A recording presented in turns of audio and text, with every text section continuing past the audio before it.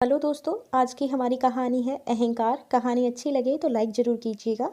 सोफे पर बैग पटकते हुए सारिका धम से बैठ गई। सिर भी भारी लग रहा था। इतने में माँ भी पानी लेकर आ गई। क्या हुआ सारिका बेटा, बड़ी थकी थकी सी लग रही हो। तबीयत तो ठीक है ना? हाँ माँ, बस थोड़ा सा सिर भारी है, जरा अपने हाथों से दबा दो ना। कहते हुए सारिका रमा जी की गोद में लेट जाती है। रमा जी की प्यार भरी थपकी सारिका को बड़ा सुकून दे रही थी। उसने आंखें बंद की तो अतीत की तस्वीरें सामने घेर आई। हमेशा से ही बड़े सपने देखने का शौक था। बचपन से ही बस यही धुन थी कि बड़े होकर नौकरी करना है, पार्टी करना, दोस्त बनाना और अपने पैसों पर दुनिया घूमना। पास होते ही सारिका की नौकरी लग गई। अब तो उसके सपनों को मानो पंख लग चुके थे। जैसा उसने चाहा था वैसा ही हो रहा था। अब तक रहन सहन भी बिल्कुल बदल चुका था। ऊंचे ऊंचे लोगों के साथ उठना बैठना, महंगी पार्टियों में जाना, ऐशो आराम की जिंदगी जीना शुरू हो गया था। यही उसकी दिनचर्या थी। वहीं रुपेश का दिल सारिका पर पहली मुलाकात में ही आ चुका था, जब एक प्रोजेक्ट के सिलसिले में उनका मिलना हुआ था। काम के चलते कई बार दोनों का मिलना हुआ था। सारिका भी रुपेश को पसंद करने लगी थी। दोनों की रजामंदी हुई और शादी भी हो गई। रुपेश बहुत ही समझदार और सरल स्वभाव का था। रुपेश का परिवार भी बड़ा सुलझा हुआ था। सारिका को उन्होंने तुरंत ही अपना लिया। सारिका की सास राधा जी तो और भी भली महिला थी। सारिका की तो जैसे पहले जैसे देर तक सोने की आदत थी वैसे ही थी। पर राधा जी ने उसे कभी किसी बात के लिए नहीं टोका। वो खुद ही सबके लिए सुबह का चाय नाश्ता बना लेती। सारिका उठते ही ऑफिस के लिए तैयार हो जाती। नाश्ता भी बना बनाया मिलता और सारिका के दिन मजे से कट रहे थे। और क्या चाहिए था उसे? मन चाही नौकरी, मन चाहा पति, और अब तो ससुराल भी ऐसा मिल गया जहाँ किसी चीज़ की कोई मनाही नहीं। शाम को भी जाकर काम ना करना पड़े, इसीलिए सारिका जानबूझकर देर से घर पहुंचती।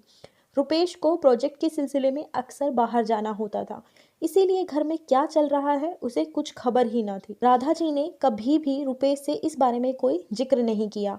हमेशा मन में सोचती कि मायके की आज़ादी एकदम से नहीं जाती है, धीरे धीरे सीख जाएगी। एक रोज जब रुपेश घर पहुंचा तो राधा जी खाना बना रही थी। अरे माँ, आप किचन में अकेली क्यों?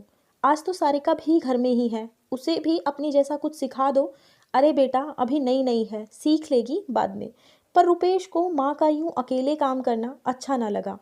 वो सीधा अपने कमरे में गया तो सारिका बिस्तर पर लेटी फोन चला। तुम यहाँ बैठी आराम कर रही हो और माँ अकेली इतनी गर्मी में किचन में लगी हुई है।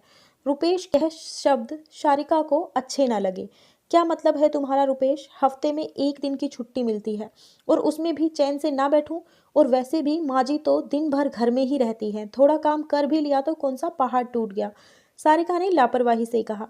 मतलब माँ घर पर रहती है तो क्या हमारी सेवा करे?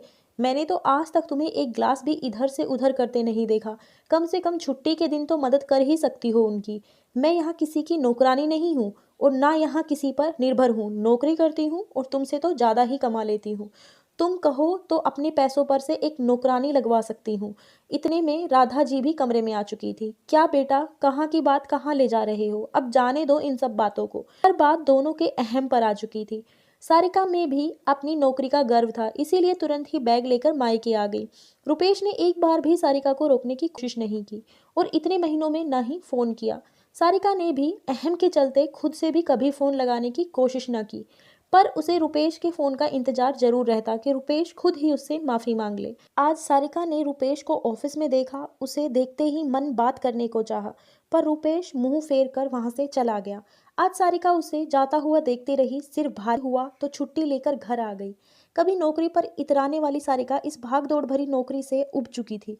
आए दिन दोस्तों के साथ पार्टी करने वाली सारिका को अब अकेलापन सताने लगा था। खुशियां तो जैसे खो सी गई थी। अपनी हंसती खेलती गृहस्थी को स्वयं ही रौंद कर आई थी। अब किस मुंह से लौट कर जाऊं, यही सोच रही थी कि माँ ने आवाज दी, बेटा देख दामाद जी आए हैं। सारिका ने झट से आंखें खोली तो सामने रुपेश ही था। उसे देखते ही सारिका का घमंड आंसुओं में बह गया और दौड़कर रुपेश के गले लग गई। मुझे माफ कर दो रुपेश, बस इतना ही बोल पाई और आंसुओं का सैलाब उमड़ पड़ा। रुपेश के बगल में बैठी सारिका का आज वास्तव में गृह प्रवेश होने जा रहा था। खुशियों का गृह प्रवेश। धन्यवाद दोस्तों। कहानी अच्छी लगी हो तो लाइक कीजिए, ज़्यादा से ज़्यादा शेयर कीजिए और चैनल को सब्सक्राइब कर लीजिए ऐसी ही और कहानियों के लिए।